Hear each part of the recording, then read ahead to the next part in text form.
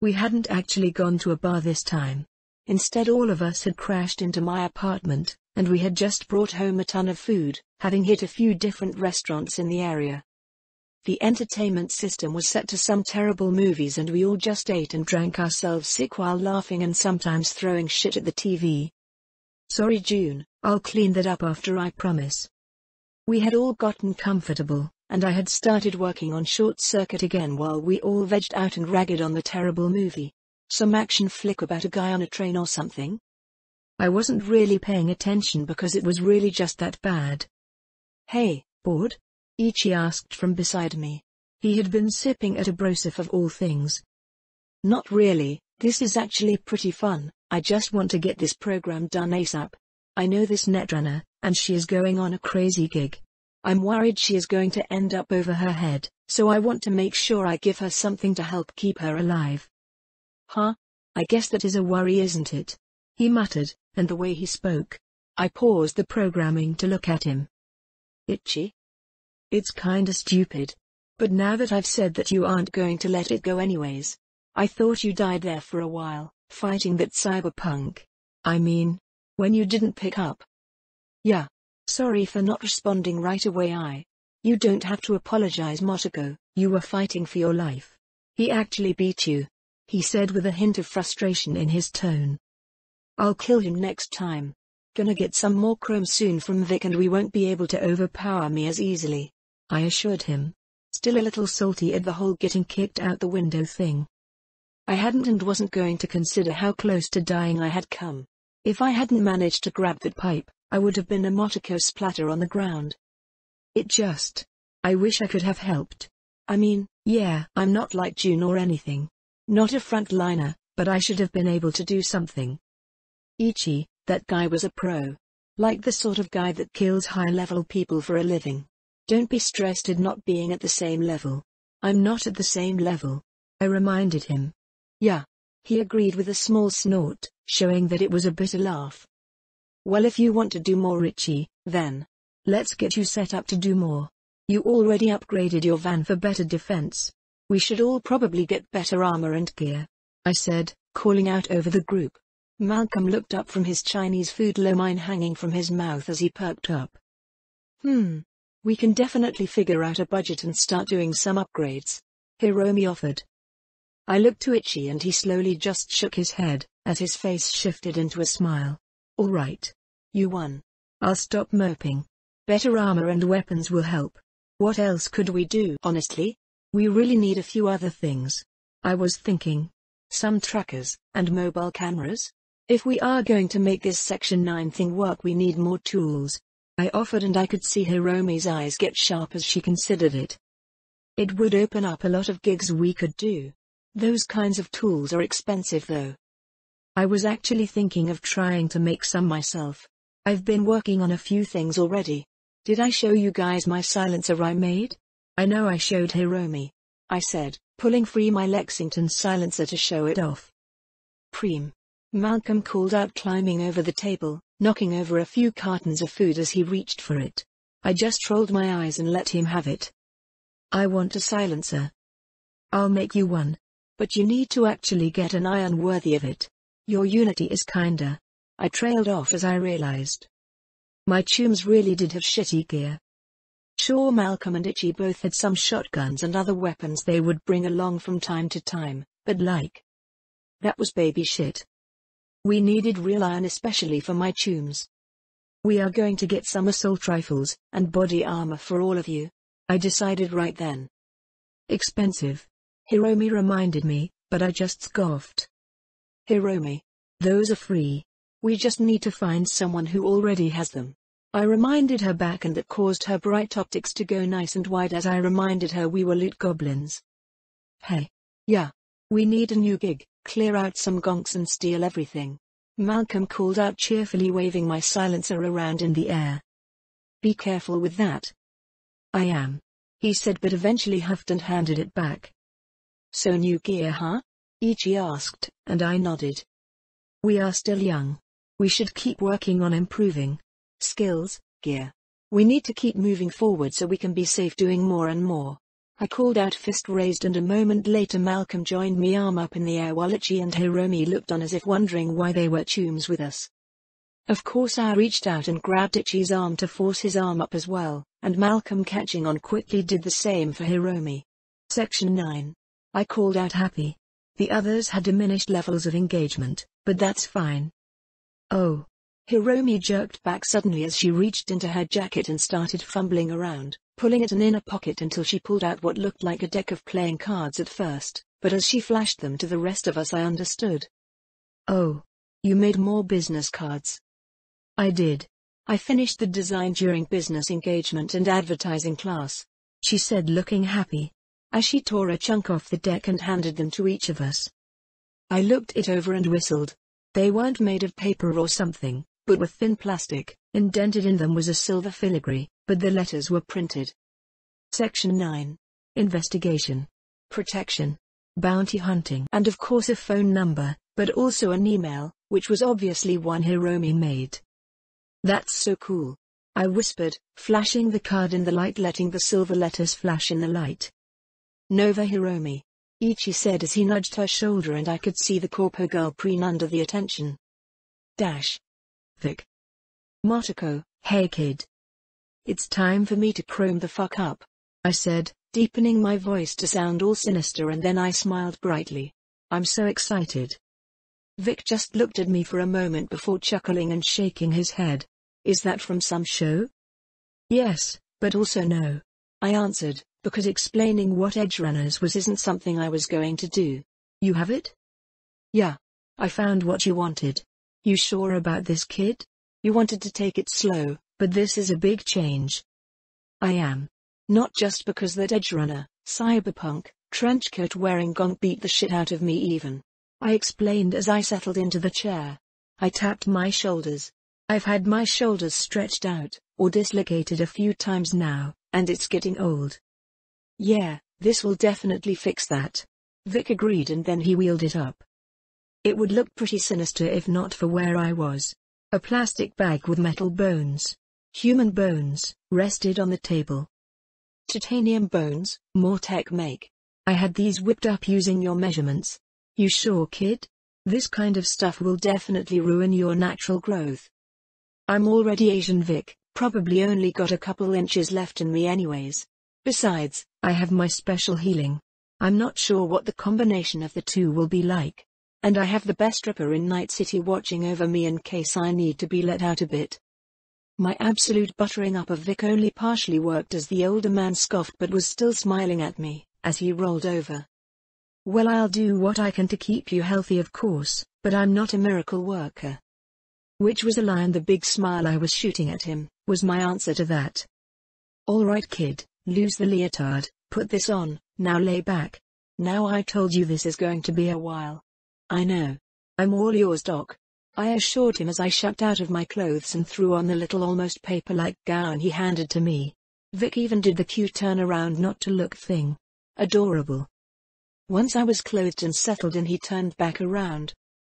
All right, he grumbled, as he hooked a few cords into my neural ports, and then hooked a few fours into my body. Let's disconnect these arms of yours. I'm going to prompt your cyberware for the disconnect, he said, and a moment later I got a notification asking if I wanted to release the connections to my chrome arms. I accepted, and a sense of coolness went up from my fingers to my shoulders as the nerves disengaged, and then there was a quiet noise as the locking system turned off. Vic pulled away with my arm, and then went and did the same thing for the other. All right, kid, that's everything. Sleepy time, Motoko. Just relax, I'll take care of the rest. Course you will, Doc, I agreed, as my eyes grew heavy. I came to groggily, blinking my eyes slowly as everything kind of blurred. I honestly didn't feel too good. I was face down now, my face in a hole in the Ripper chair, and I felt just numb. Vaa. I tried to speak, but my tongue felt kinda numb. So my attempt at calling out for Vic didn't work. Hey kid. Welcome back. You're okay. Everything is all in order. Vic's face leaned over, and despite being all whooshy I could still tell it was him. You're on the good drugs, kid. I brought you out so you can heal yourself up. Go ahead and go to sleep for 8 hours. You can do that, can't you? he prompted, and I could feel my brain sort of slowly shift into understanding. Gotta sleep so I can heal. Sleep. I blinked through my menu and found the right stuff, although it wasn't working, and I realized I was trying to push the buttons with my fingers, which wasn't exactly working.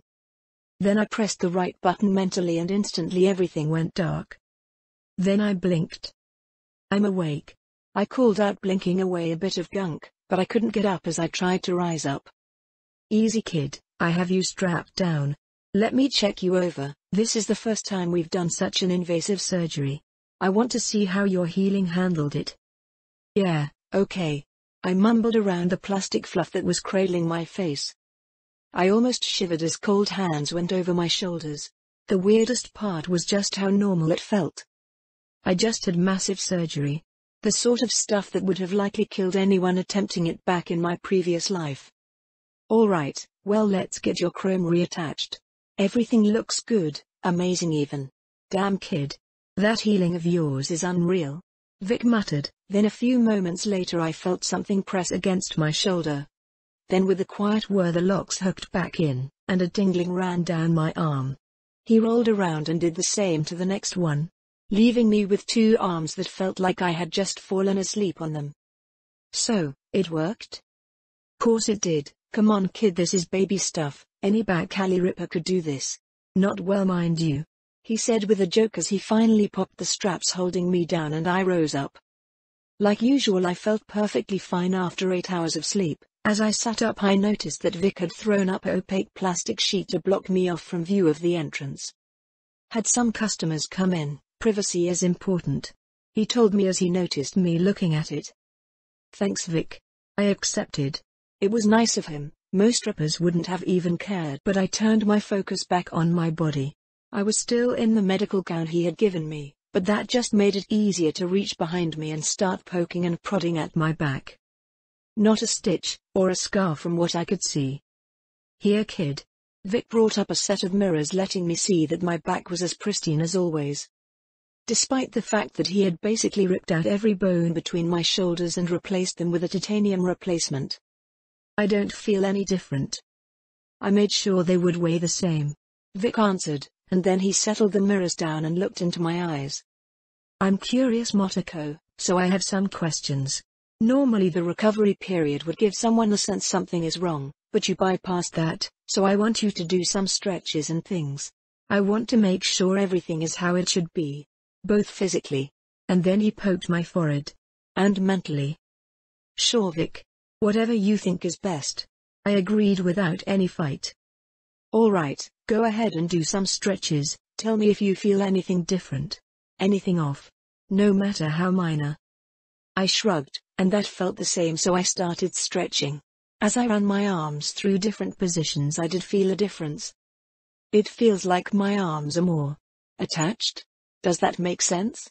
I muttered as I pressed my palms together and pushed. Normally this would reach a point pretty quickly where my shoulders would hurt, because my arms could put out more force. Or maybe just had less restrictions than my old ones did. But now? I felt the pressure build up in my shoulder blades but no pain, no sense of tearing or difficulty. Well, everything in between is a whole lot stronger. Vic agreed, making some notes. Yeah. I said a little breathless. I really wanted to do some punches or something to see how they would feel. I did some muscle and bone lacing as well just to reinforce everything. He mentioned offhand and I jerked up a bit at that. Wait, what? I looked over my shoulders and I didn't see anything off. It's normal for doing replacements like that. The lace helps keep everything together, strengthens things, so you are far less likely to pull a muscle. Did you not know? Vic asked, looking at me curiously, as I shook my head. No. I wasn't really planning on getting any bioware. Oh well. Just think of it as some extra glue holding your stuff together. You weren't getting synth muscles, so I wanted to make sure you wouldn't accidentally pull something. With that it reminded me about my system. What did my system have to say about my current upgrades? I quickly pulled it open and instantly noticed some changes. More titanium bones, shoulders, back, and ribs. Adaptation titanium bones 01. Biotechnica muscle and bone lace adaptation muscle and bone lace 00. The bioware cost me nothing, and my new bones were only one adaptation? Why was that? I mean, sure I wasn't looking at it all the time like my arms, and I really couldn't feel much of a difference, but you would think changing out your bones would cause some problems. Guess not though. Kid? Sorry, just checking some things.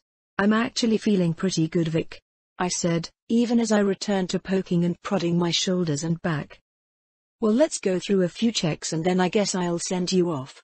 Still amazing to see how quickly you healed up, he muttered, shaking his head as he rolled around. Yeah, that healing power was pretty amazing for recovering after an upgrade. I punched my fist into the palm of my other hand, sending out a metallic noise. Yeah, that felt pretty good. Certainly better than it had before. I hadn't even noticed how much I had to hold back to keep myself from pulling my arms out of my own socket or something. I don't think I was quite ready for a rematch with Thomas yet, but this was just part one of my plan. Give it a week or so, gathering up more stat points, and then maybe I would be ready for another upgrade. With that thought I looked at my character sheet. There were definitely some changes and... Wait. Did I forgot to use my annihilation perk point this whole time? Fuck. Kid? Oh, nothing. Bad news, but nothing serious. I called over to Vic, who was preparing more gadgets to check on me with. Okay, that perk needed to be picked. Soon. Level 15. Body 816 due to cyberization, maximum value has increased by 8. Athletics 7. Street Brawler 8. Annihilation 5. Reflex 8. Blade 7. Handgun 7. Assault 7. Driving 7. Intelligence 10. 14. Due to cyberization, maximum value has increased by 4. Breach Protocol 9. Quick Hacks 7. Programming 10. Cool 9. Ninjutsu 8. Cold Blood 8. Rockaboy 8. Technical Ability 4. 8. Due to cyberization, maximum value has increased by 4. Crafting 4. Engineering 4. 1 stat point, 5 skill point. Perks: Ambidextrous Blades 2. Quick Draw Handguns 2. Gun Nut Assault 2. Parkour Athletics 2. Grappling Street Brawler 2. Drive-by Driving 2. Cat-like Athletics 5. Cool Nerves Cold Blood 2. Danger Sense Ninjutsu 2. Wall Breaking Breach Protocol 2. Cybersecurity Quick Hack 2. Recoil Reduction. Annihilation 2. Cyber Ninja Ninjutsu 5. Fearless Chill. Cold Blood 5. Improvised Weapons Street Brawler 5. Parry Blades 5. Robotics Wizard Crafting 2. Drifting Driving 5. Rapid Reload Handguns 5. Design Wizard Engineering 2. Rifle Ace Assault 5. Ghost Touch Breach 5. Perfect Musical Memory Rockaboy 2. Debug Programming 2. Siren Song Rockaboy 5. Hacking Wizard Quick Hacks 5. Inspired Programmer Programming 5. AI Whisperer, Programming 10. Annihilation 5 unused. Cyberware. Seicho Electronics MK.2 Adaptation Seicho MK.200. Kiroshi MK1 Adaptation Kiroshi MK1 half. Militech Condor Adaptation Militech Condor 5/7. Arasaka Smart Link System. Adaptation Smart Link 00. Arasaka X-Disk Adaptation X-Disk 00. Militech Armalite Ballistic Guard Adaptation Ballistic Guard half. Serrano Air Groove Ankles Adaptation Serrano Air 1/1. More titanium bones, shoulders, back, and ribs. Adaptation Titanium Bones 01. Biotechnica Muscle and Bone Lace Adaptation Muscle and Bone Lace 00. Everything looked pretty good. It was only as I was browsing that I noticed another change. My condors. Last time they had been 5/8 adaptation. Now they were 5/7. They had lowered again. I looked down at my chrome arms and smiled, bringing them up in front of me and waving my fingers. These were my arms. These were my fingers, and the nicks and dings on my hands were mine as well. Like scars tracing back. Yeah, I decided. I had definitely mentally recovered from the damage that had been done to me, which only firmed up my decision to chrome the fuck up even more. Matoko Kusanagi. Cyborg. Hey kid, plug this in, I want to do a sensitivity test. Sure Vic. I answered, grabbing the plug he handed to me. and refocusing on the checkup I was getting. I sighed as I stretched my arms above my head. Finally home. I still hadn't really noticed any differences in weight or balance driving home, so I was very satisfied with Vic's work. That man deserved way more than the stack of eddies I had given him for his time and skill. He deserved all the eddies.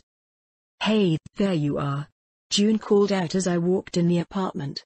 June was sitting on the couch, stupid ogre arms hanging over the top as he had obviously been staring blankly at whatever TV show he had been watching. "Hey Junie," I called out as I wandered over and flopped onto the couch beside him. "Oh? What's got you in such a good mood?" June asked, poking at me a little, which I swiped away at him. "I got some new chrome. Vic took great care of me," I told him, flexing my arms without going into detail. June would know how long it would take to heal up from such an invasive surgery after all.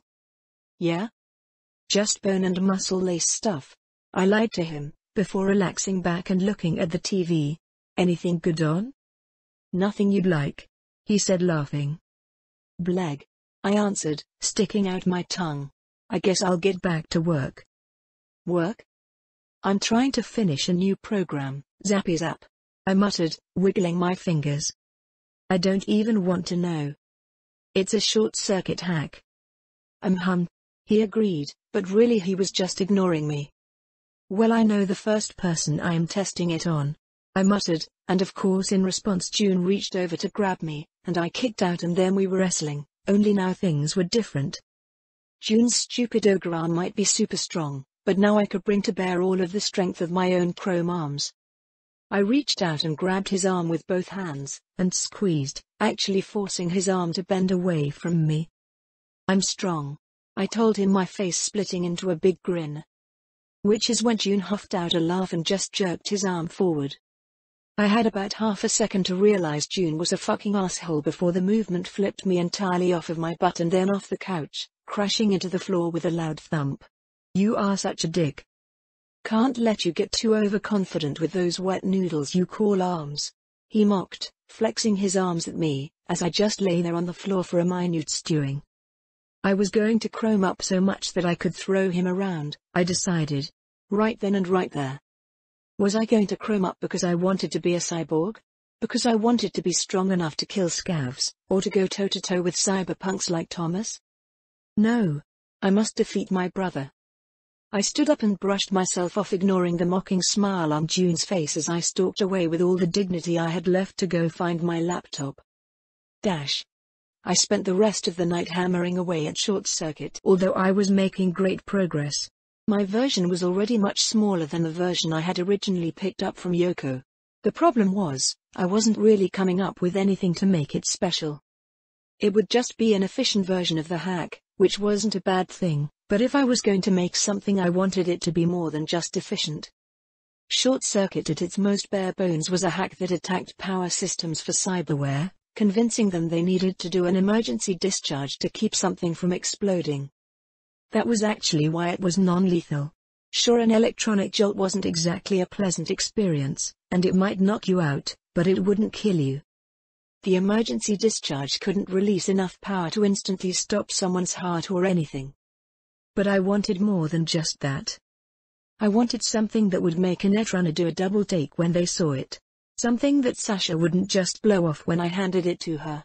Something that might just save her life. I had already added in the same multi-hack functionality that I had developed for Reboot Optics and Weapon Glitch. This program would jump to anyone in the network and try to short them all. Of course, it wouldn't be as effective as someone with something like a Tetratronic Rippler cyberdeck, which was designed to allow multi-hack. Anyone with some bare-bones ice would stop the jumping hacks cold, but not everyone had that. Plus, that was just a bonus.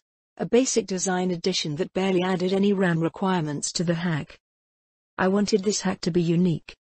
It had to do something that no other short circuit could do. I pulled away from the keyboard as I grumbled, flopping onto my bed and trying to figure it out. I had considered trying to make it do more damage to cyberware, but that was what cyberware malfunction was. That was a different hack entirely, meant to do something entirely different. So what was Short Circuit meant to do? Disable enemies for a short time. I couldn't really make it more disabling. The discharge function was surprisingly well protected against intrusion. I would have to make a variant against every cyberware I could come across, which might explain why cyberware malfunction was a much more RAM-intensive hack. So, it was meant to disable someone. I couldn't modify the base function, but what could I modify? I went through the code of my own implants, searching through information in my own system. When it struck me, each piece of cyberware had its own battery. Small bits of flash cyberware might have tiny batteries, but the bigger pieces. So if each cyberware had their own battery, that means each piece of chrome had its own discharge function. Short circuit normally caused everything to discharge. Which I could see how that would be useful, but what if instead of one big burst, I made it last longer? Each battery could be discharged in a sequence, starting with the biggest battery to still have that massive shock. It would make the discharge last longer for sure. I started fiddling with the code. I would have to make it larger, to fit in the discharge sequence in the hack, but it wouldn't even need a full daemon to control it since that information was already stored in everyone's agent. I mean, there was already a function in the agent that kept track of battery power of cyberware. That little program would be the first thing attacked and it would discharge each battery in a row. I cackled evilly as I imagined some gonk with more chrome than brains stuck spazzing out on the ground as every piece of chrome he had electrocuted him one after another. Hey, defeated by your own Mr. Stud. Also, and more importantly, it would be exceptionally strong against drone and robots. They had multiple battery systems, and each one discharging would be a massive problem for a full mechanical body. I hummed pleased as the inspiration hit and I felt my hands blurring across the keyboard as the code came together. I stayed hiding in my bedroom for the rest of the night, and late into the afternoon the next day before finally I finished bug-checking the code, and I finalized it. I flopped back, letting the laptop finish turning the code into a working hack and just considered what to do next. First I had to meet Sasha. Then, profit. I blinked at the joke and snorted. Yeah, that sounded good. No, I thought as I rose up and stretched, deciding to get changed and clean up before heading out. What I needed was some XP. I needed to kill a bunch of gonks so I could get more stat points for adaptation. Decision made, I hurried over out of the room to the bathroom to jump into a quick shower. While I did that I made a few calls. Pretty amused that I could make a business call while shampooing my hair without a struggle. Of course the very first call I made I got yelled at. So you finally come crawling back to me. Do I even know a merc by this name? Certainly not one who has done any work for me recently. Wakako. I whined into the line, purposefully being as annoying as possible. Two could play at that game, old lady. She hung up. Well played, I muttered as I instantly called back again. As I was saying, she continued without missing a beat. Wakako. I've been busy, not just with personal stuff, but with like crazy stuff in general. But I'm back on the merc grind. You need anything done, I'm free to handle it. Perhaps, I will offer another olive branch to a difficult-to-work-with mercenary. She trailed off and I rolled my eyes. No discounts. I don't see any gigs I need for such an expensive merc then. She shot back instantly. Hey. Does that mean I finally have a rep? Is it a good one? Do you fixers say good things about me? I find this call less and less interesting by the moment. She drawled out and I could tell she was having fun. Even if she absolutely would hang up on me again if I didn't do something. Alright, I'll stop. Seriously though, Wakako. What do you need doing? I've got a lot of time on my hands at the moment. Perhaps, I have a few gigs that need skills such as yours. I'll send you the details. You are well enough? I was considering dropping you entirely due to worries about cyberpsychosis. Yeah, I'm much better, but I wasn't. Okay, the whole scav thing probably looked pretty bad and stuff, but I'm doing much better. I promise. Good. I will send you some work, complete it and stop by when you are finished. I will decide if you are doing better myself. The desire to ask if she was that worried about me was on the tip of my tongue, but I know she wouldn't want to hear it. You got. She hung up again. Bitch. I laughed as I finished my wash. I got the gig details and rolled my eyes as Wakako was definitely fucking with me again. There was a guy that hadn't paid Wakako after a gig. Which, just as a baseline, that was fucking dumb. So Wakako wanted to remind him that he was well within her reach. So she sent me out, not to kill him. Not to kidnap him. No. She wanted me to steal his car. A pretty nice Quadra Turbo R. She sent me a picture and I sighed because it was covered in TC colors. Fuck. But I shrugged. Stealing a car wasn't a difficult gig, and if I could do it without anyone noticing, then I wouldn't have to worry about anyone getting pissed at me for stealing from the TC. So I drove over to where the gonk lived, and checked the parking garage. Driving through slowly confirmed his car wasn't here. Irritating. I drove out and instead headed to where Wakako's information told me was his day job. Unsurprisingly, the gonk that owed Wakako was muscle for a local drug dealer. I drove past on the road once, and it wasn't hard to see his car. What was irritating was the fact his car was surrounded by gonks. Apparently the guy was involved in a party at the moment. I drove past, finding a spot down the street well out of sight that I could park and step out. Adjusting my favorite jacket as I rose out of the car, I considered what to do. I could just wait. Let the gonk drive home and then clip it then. Or I could just clip it right out from under his nose. I know which one I wanted. To wait, because why make a gig that was meant to be annoying harder than it had to be? On the other hand, I had other things I wanted to do today, and waiting around for this gonk to go home while he was in the middle of a TC block party didn't sound super fun. So I sighed and found an alleyway, giving me enough cover from most eyes that I could quickly take 4 hops jumping up onto AC units, or apartment balconies to end up on the roof of the block. Hurrying across, I made it to just above the party to scope it out. It took me a moment to find a good shaded spot that still let me look over the party while keeping me hidden from any casual look, as I started getting an idea of the party. Sure, a couple people were hanging out around the cars, but no one was directly on the Turbo R I was here to grab. I tilted my head as I started hacking. The car's security wasn't bad, but we aren't talking about Malcolm's Caliburn. This was just a normal car's security and I broke in within a few moments. Once I was in, I tricked the security system into thinking I had the key and that was a big chunk of the gig done. Now I just had to find my moment. So I settled in, watching the movements of all the gonks. I just needed a moment where my target, Koji? I don't even remember his name, it was in the data Wakako sent, but I had an eye on him now, and his name wasn't important. He was distracted by a girl. No one was sitting on the Turbo R. I found my landing zone, and parkour guided me on a path. I started the BD, then I leapt off the building. My feet barely made a noise as I landed first on an AC unit, and then across an alleyway to hit the opposite brick wall and then used that to bounce back, and then again. Down the entire building, bouncing across the 10-foot alley until I landed in a quiet crouch on the other side of a pile of trash. No one had seen me. I moved crouched low and fast, until I passed the trash, then I stood up and sauntered as casually as I could through the crowd. I might not have the colors, but I was still an Asian girl. Just to fit in, I added a shake to my hips. Sexy Motoko walking gauge.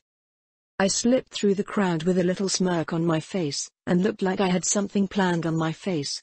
I wasn't bothered. Walking right past a girl making out with a guy on a Shion right next to the Turbo R, I ignored them.